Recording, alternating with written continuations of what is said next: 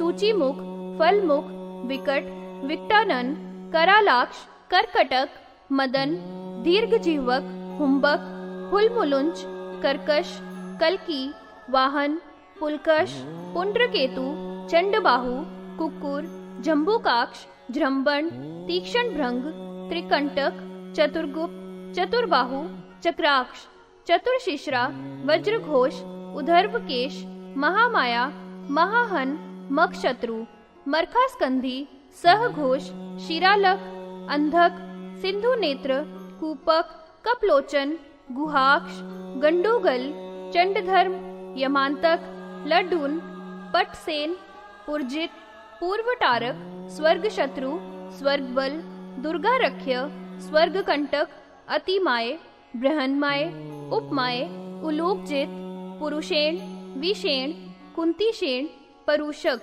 भलक, कशूर, मंगल, ध्रगण, कोलाट, कुजिलाशव, दासेर, वभ्रुवाहन, धृष्टहास, दृष्टकेतु, परिक्षेप्ता, अपकंचुक, महामह, महादंष्ट्र, दुर्गति, स्वर्गमेजय, षटकेतु, षड्वसु, षड्दंत, षटप्रिय, दुषट, दुर्विनीत, छिन्नकर्ण, मूषक, अठासी, महाशी, महाशीर्ष, मदोत्कट, कुंभोत्कच, कुंभनास, कुंभग्रीव, घटोदर, अश्वमेढ्र महांड, कुमांड, पूतिनासिक, पूतिदंत, पूतिचक्षु, पूत्यास्य, पूतिमेहन इत्यादि इस प्रकार के ये शूर हिरण्याकश्यप के ही समान हैं और मेरे महाबल वाले पुत्र हिरण्याक्ष के तुल्य हैं। उनके एक एक के सैकड़ों से भी अधिक पुत्र हैं जो बहुत ही शूर उत्पन्न हुए हैं। मेरे सेनानी मध्योदत हैं और मेरे पुत्रों के पीछे दौड़ लगाने वाले हैं। जब भी संग्राम होगा तब उसमें ये लोग प्रोद्यत और अधम अमरों का नाश कर देंगे।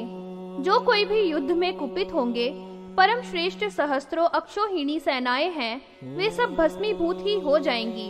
हाँ, हंत, विचारी स्त्रियां क्या है, अर्थात युद्ध में ये क्या ठहर सकती हैं?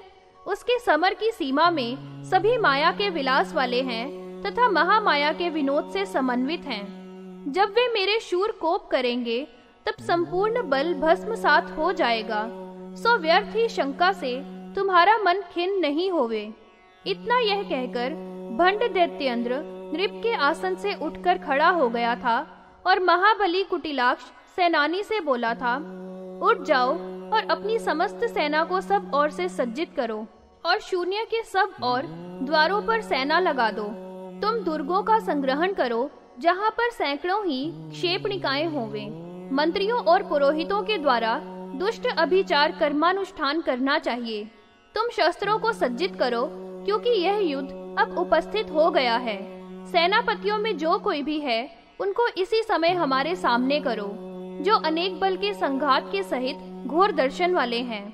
उसने संग्राम के समय में आगे समापतित होकर विजय प्राप्त की है। देवों के सत्व से बहुत ही दर्प वाली उस महामूढ़ा को चोटी खींचकर खींच लाओ। 3 सहस्त्र के अधिप महान सत्व वाले चूम के नाथ कुटिलाक्ष से यह कहकर वह भंड अंतःपुर में चला गया था। इसके अनंतर आक्रमण करके आती हुई श्रीदेवी की यात्रा के निसाथ महान घोर ध्वनियां दैत्येंद्रों के द्वारा सुनाई दी थी, जो कानों को बहुत ही दुखद हो रही थी। दुर्मत कुरंड वध वर्णन। इसके अनंतर श्री ललिता देवी की सेना के निस्सरण की प्रतिध्वनि ने असुरेंद्रों को उच्चालित कर दिया था, जो कि दुंदुभियों की अतीव उद्धत ध्वनि उस समय में हो रही थी। दिशाओं के मर्दित करने वाली उसने पयोधियों का घर भी क्षुब्ध हो गया था और समस्त लोक उस महान भीषण एवं घोर ध्वनि से बहरा हो गया था। उस समय में तीनों भुवन कांप उठे थे। इधर दैत्यों के निशान का घोष भी दिशाओं के समूह को मर्दित कर रहा था तथा पर्वत की कंदराओं का भेदन कर रहा था एवं नभो मंडल में ऊपर उठ गया था। महान नरसिंह के क्रोध से निकलने वाली हुंकार के समान जो उद्धत ध्वनि थी, वह देवों के शत्रुओं की झलरी बहुत ही अधिक विरसता उत्पन्न कर रही थी। इसके उपरांत किलकिल की ध्वनि से शब्दायमान दैत्यों की श्रेणियां हो रही थी। वे सभी परमेश्वरी उस देवी के प्रति बहुत ही कुछ होकर सन्नत हुए थे। वह बहुत ही ऊंचा रोहणाचल रत्नों से विचित्र कर्म से ढके हुए शरीर वाला एक जंगम के ही समान शोभित हो रहा था। कोई भट अपनी अति घोत कृपाण को, जो शस्त्रकार से गोपित थी, काल रात्रि के ही समान उदग्र को हिला रहा था। एक और अपने कर के अग्र भाग से भाला हाथ में लिए हुए अश्व पर समारूढ़ होकर वीथी में चरण करने वालों को तितर बितर कर रहा था। कुछ योद्धागण बहुत ही ऊंचे वपु वाले हाथियों पर समारूढ़ थे, जो कि उत्पात वाली वायु के संपात से प्रेरित पर्वतों के ही तुल्य दिखाई दे रहे थे। उस समय में बड़े बड़े आयुधों के द्वारा प्रहार किए जा रहे थे। उनमें कतिपय आयुधों के नाम ये हैं: पट्टिश, मुद्गर बिधुर, भिंडी पालक, द्रुहिण, भुशुंडी, कुठार, मूसल, गदा, शतघनी, त्रिशिक, विशिक, अर्धचक्र, महाचक्र, वक्रांग, उर्गानन, फणी, शीर्ष, धनुष, दंड, क्षेपिणाकास्त्र, वज्रवाण, दशद्वर, यवमध्य, मुष्टिमध्य, वलल, खंडल, कटार, कोण, मध्य, सैकड़ों से भी अधिक फणिदंत, पाशायुध, पाशातुंड, सहस्त्रों काकतुंड, इस प्रकार से जीवों के विनाशक आयुधों का प्रयोग किया जा रहा था। परिकल्पिता हस्तों के अग्र वाली वर्भित दैत्यों की कोटियां हैं। कुछ अश्वों पर सवार थे, कुछ हाथियों पर आरूढ़ थे और कुछ गर्दभों पर बैठे हुए थे। कुछ ऊंटों पर सवार, कुछ वृकों पर समारूढ़ तथा कुछ श्वानों पर सवार थे। काक आदिकों पर भी सवार थे तथा गृध्रों और कंकों पर सवार कुछ हो रहे थे। कुछ व्याघ्र आदि पर सवार थे तथा कुछ सिंह आदि पर आरूढ़ थे। अन्य शर्भों पर सवार थे, सो कुछ भेरुंडों पर समारूढ़ हो रहे थे। सूकरों पर कुछ दैत्य सवारी किए हुए थे एवं व्यालों पर और प्रेतों पर कुछ सघार थे। इस रीति से अनेक प्रकार के वाहनों पर बैठकर दैत्यगण ललिता देवी के प्रति आक्रमण कर रहे थे। प्रबल क्रोध से उनका अपना आशय भी मूर्छित हो रहा था। परम कुटिल दुर्मद नामक सेनापति को 10 अक्षौहिणी सेना से संयुक्त करके ललिता देवी पर आक्रमण करने के लिए भेजा था।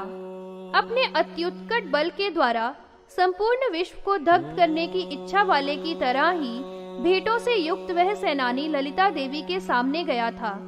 वह अपने पटहों के महाघोषों से 14 भुवनों का भेदन करता हुआ गया था। वह दुर्मद अट्टहास से समन्वित होकर उस देवी के समक्ष में प्राप्त हुआ था। इसके पश्चात भंडासुर की आज्ञा पाकर महान बलवान कुटिलाक्ष ने शून्य के प्राचीन पुर द्वार पर रक्षा करने के लिए 10 अक्षौहिणी सेना से समन्वित ताल जंग को कल्पित किया था। जो अर्वाचीन नगर का द्वार था, उस पर 10 अक्षौहिणी सेना से संयुक्त तालभुज नामक दैत्यों को रक्षण के लिए नियुक्त किया था। पश्चिम के पुर द्वार पर भी 10 अक्षौहिक्षियों से युक्त तालग्रीव नाम वाले दैत्यों को कल्पित किया था। उत्तर में जो पुर द्वार था, उस पर महान बलि तालकेतु को रक्षा के लिए उसने आज्ञा प्रदान की थी। वह भी दक्ष अक्षौहिणी सेना से समन्वित था। नगर के साल वलय में कपि शीर्षक ग्रहों में मंडल के आकार से वास करने के लिए 10 अक्षौहिणी सेना को आदेश दिया था। इस रीति से 500 अक्षौहिणी सेना को पुर की रक्षा के लिए नियुक्त किया था। उस नगर शून्य की सुरक्षा के पूरे प्रबंध का समाचार अपने स्वामी से निवेदन कर दिया था। कुटिलाक्ष ने कहा, हे स्वामिन, आपकी आज्ञा से नगर की सुरक्षा के लिए सेना नियुक्त कर दी है और उस ललिता पर धावा करने के लिए, जो बहुत दुष्टा स्त्री है, पहले ही दुर्मद को भेज दिया गया है। हमारे किंकरों से ही वह अबला तो बहुत ही निराश होगी, फिर भी आपकी आज्ञा थी और राजाओं का यह आचार भी है कि अपने नगर की सुरक्षा करनी चाहिए। भंडासुर से यह कहकर कुटिलाक्ष बहुत गर्व से युक्त हुआ था और सेनापतियों के साथ उसने अपनी सेना को सुसज्जित किया था। इसके अनंतर कुटिलाक्ष ने एक दानव दूत को भेजा था। वह ध्वजिनी से संयुक्त ध्वनि करता हुआ आया था और उसने ललिता की सेना को आवृत कर लिया था। उसने किल किल की ध्वनि की थी। वहां पर सहस्त्रों की संख्या में योद्धा थे और कंपायमान अस्सियों के द्वारा शक्ति के सैनिकों ने निपात किया था। वे शक्तियां बहुत ही उद्दंड थी तथा स्फुरित अट्टहास के घोष वाली थी। वे देदीप्यमान अस्त्रों की आभा से समन्वित थी और उन्होंने दानवों के साथ भली भांति से युद्ध किया था। उन शक्तियों और दानवों का ऐसा अद्भुत संग्राम हुआ था जिससे ये तीनों लोग संशोभित थे, तथा उस संग्राम में इतनी धूलि उड़ी थी कि वह नभोमंडल तक छा गई थी। रथों के बांसों में छाई हुई उठकर गजों के कंठों तक फैल गई थी, तथा अश्वों के निवासों से विक्षिप्त होकर वे धूलियां ऊपर आकाश में पहुंच गई थी।